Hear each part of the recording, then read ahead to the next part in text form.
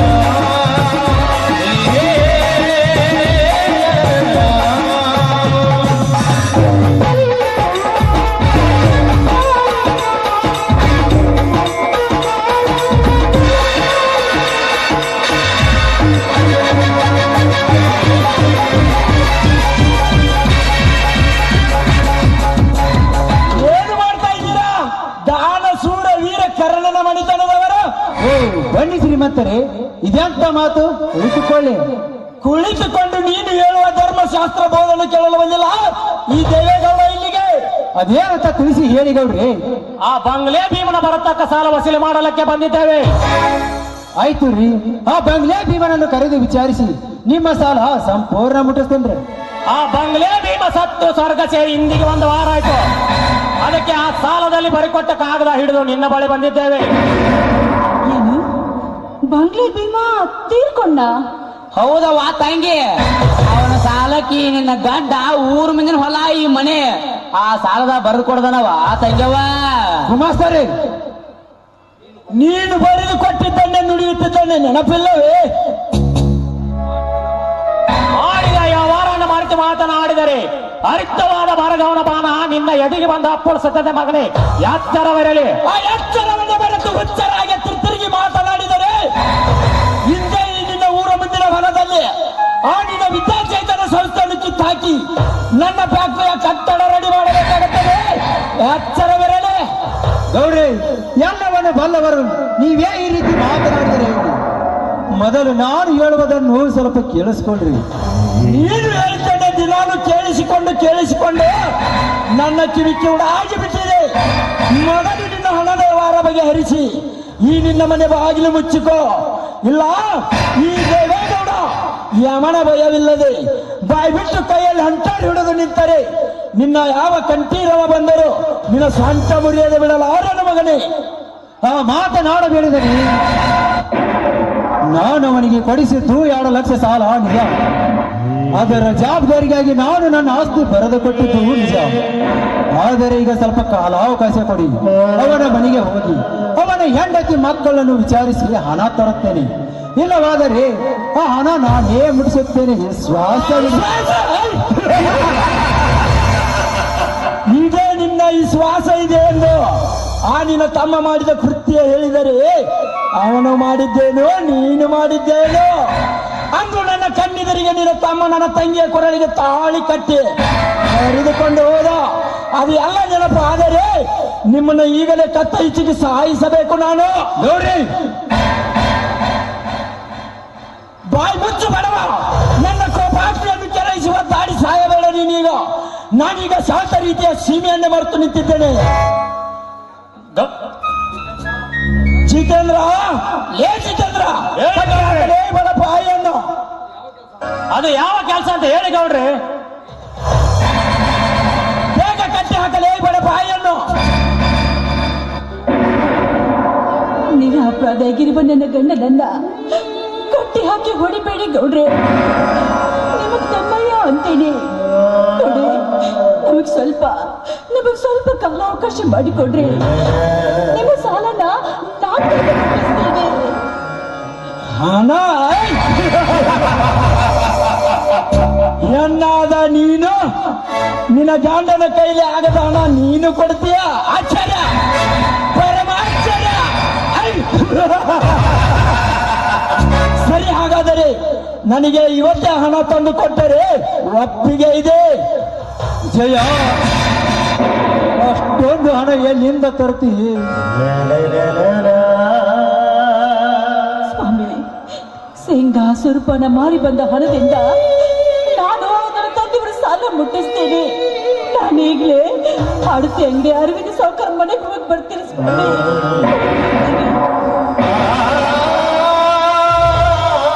Jitendra,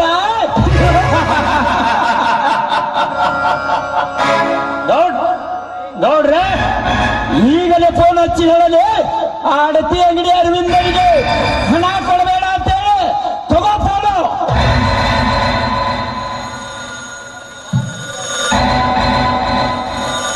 hello, ಅಡ್ತಿ ಅಂಗಡಿ ಅರವಿಂದ, ನಾನು ಜಿತೇಂದ್ರ ಮಾತಾಡ್ತಿಳಿದು.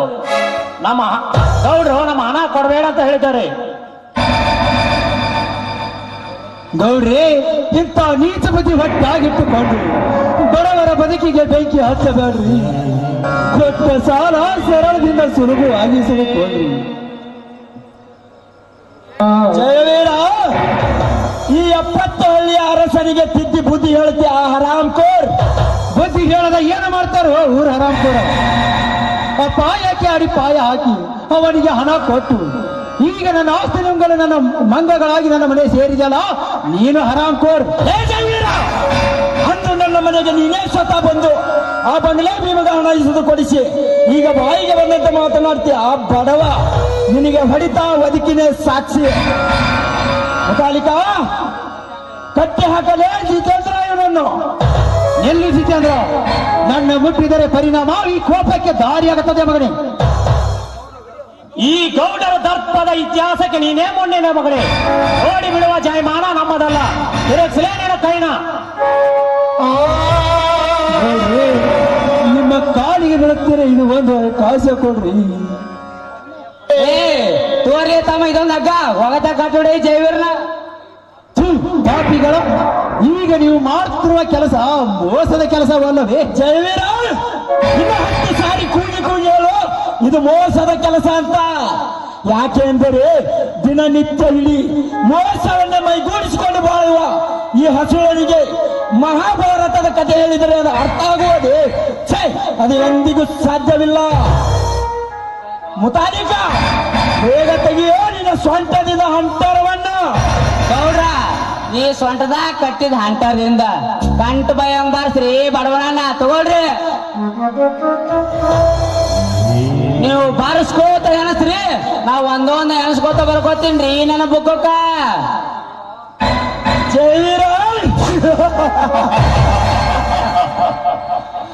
ರೈತನಾದ ನಾನು ನಟ್ಟಾಗ ಈ ಜಗತ್ತ ನಗುತ್ತದೆ ಎಂದು ಎಷ್ಟು ಸೊಕ್ಕಿನಿಂದ ಮೆರೆದ ಗೊತ್ತಾ ಮಗನೇ?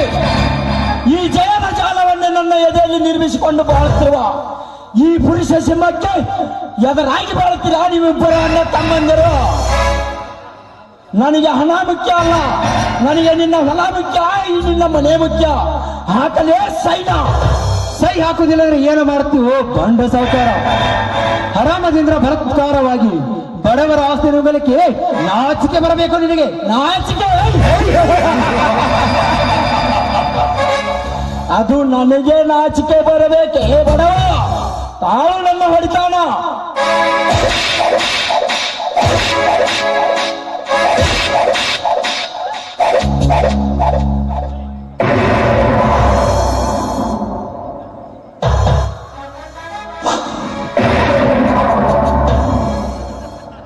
ಜೈವೀರ, ಯಾಕೆ ಬಡಿಸಿ ಸುಮ್ನೆ ನಡಿ ಸಾಹಿತ್ಯ?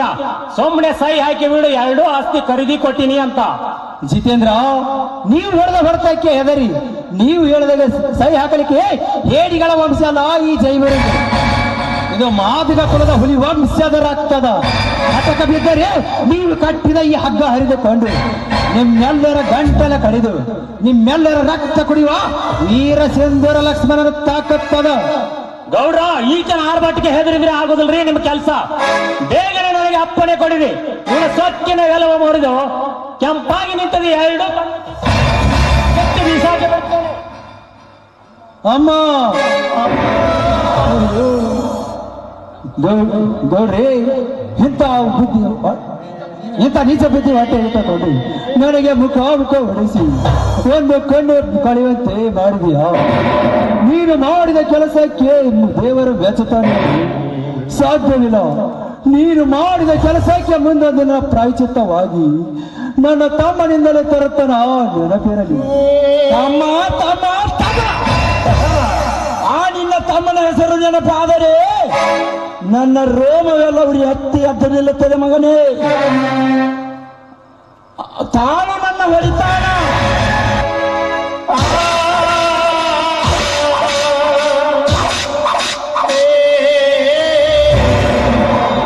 ಗಂಡಸಾಗಿದ್ದರೆ ಬರೆಯುವ ನಿನ್ನ ತಮ್ಮನ್ನ ಬಂದು ಬಿಡಿಸಿಕೊಂಡು ಹೋಗಲಿ, ನೋಡೋಣ. ಅಮ್ಮ ಅಮ್ಮ, ಈ ಪಾಪಿಗಳ ಹೊಡೆತ ತಾಳಲೆಂದು ನನ್ನ ಹೆತ್ತೇನಮ್ಮ. ಈ ಪಾಪ ಪುಣ್ಯದ ನೀ ಸ್ವರ್ಗದಲ್ಲಿ ಕುಳಿತುಕೊಂಡು ನೋಡಲಾರೆ ಆ ತಾಯಿ. ಏ ಜಿತೇಂದ್ರ, ಏನು ಇವನ ಭಾಷಣ ಕೇಳ್ತಾ ನಿಂತಿರುವೆ? ಬೇಗ ಸೈನ್ ಹಾಕಿಸಿಕೊಂಡು ಈ ಮನೆಗೆ ಬೀಗ ಹಾಕಿ ನಡೆ ಹೋಗೋಣ. ಆಯ್ತು ಗೌಡ್ರೆ,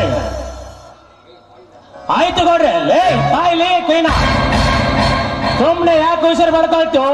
ಮುಚ್ಕೊಳ್ಳೇ ನಿನ್ನ ಬಾಯಿನ.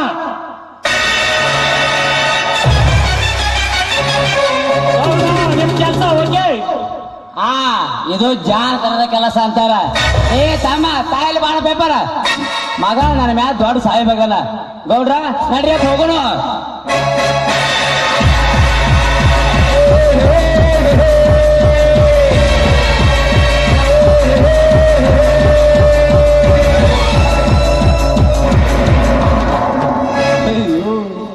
ಸಂಕಟ ಸಂಕಟ ದೇವರೇ. ಅಮ್ಮ, ಅಂದು ಈ ಸ್ಮಾರ್ಟ್ ನೀರು ಬೇಕೆಂದು ಸೆರೆಸಾಯಾಗಾರದ ಮೇಲೆ ಮನೆಗೆ ಕೇಳಿದಾಗ ಅರ್ಜುನ ತನ್ನ ಬಾಣದಿಂದ ಭೂಮಿಗೆ ಬಿಟ್ಟು ನೀರು ಕುಡಿಸಿದ. ಆದರೆ ಈ ಜೈವೀರನಿಗೆ ಯಾರಿದ್ದಾರೆ ದಿಕ್ಕು? ಅಯ್ಯೋ, ಯಾರಿದ್ದಾರೆ ದಿಕ್ಕು?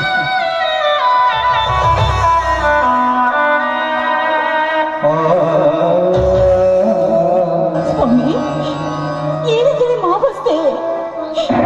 ಮೈ ಮೇಲೆ ಬಾಸುಂಡಿಗಳು ಎದ್ದು ಕಾಣ್ತಾ ಇದೆ. ನಿಮ್ಮ ಮುಖದಲ್ಲಿ ರಕ್ತ ಬರ್ತಾ ಇದೆ. ಈ ರೀತಿ ಹೊಡೆದರೆ ಆ ಪಾಪಿಗಳು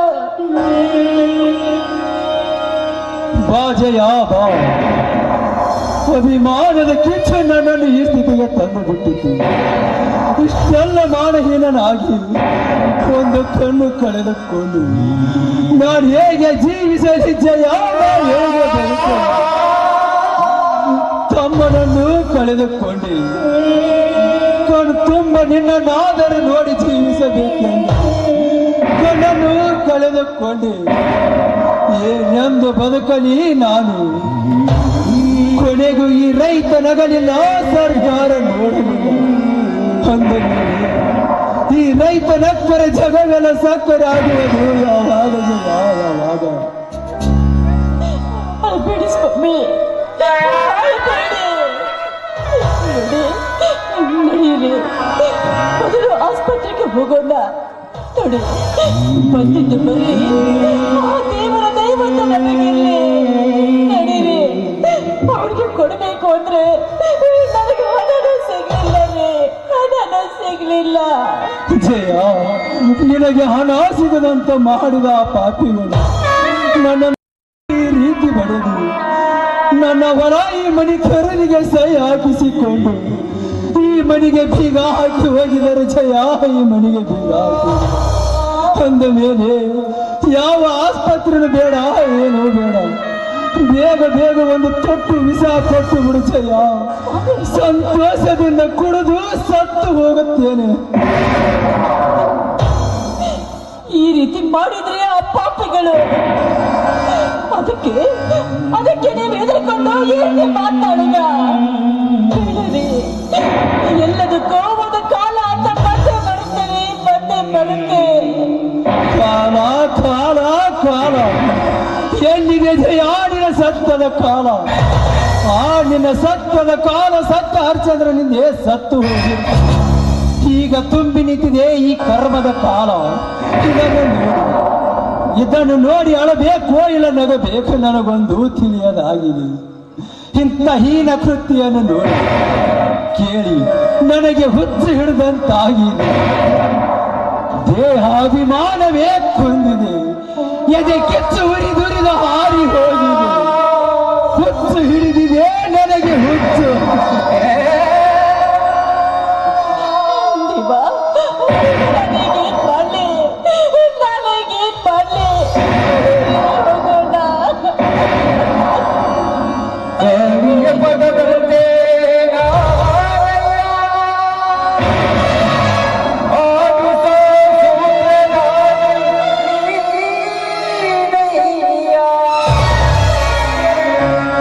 ಒಳಗಿನ